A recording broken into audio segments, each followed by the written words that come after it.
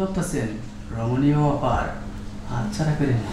আপনি ঠিকই কইছেন, আবেগের বশত বুড়িরে বিয়ে করে এখন বুঝতেছি জ্বালা কারে কয়। তাহলে তাহলে মনে হচ্ছে আমার কথায় আপনি রাজি, তাই না?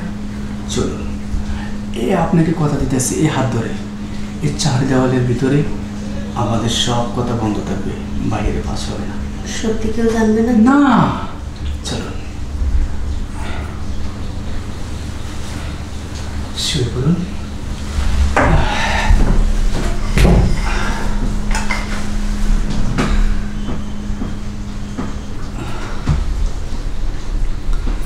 কত সুন্দর, কত সুন্দর আপনার শরীরের ঘ্রাণ, আর তার চাইতেও সুন্দর আপনি।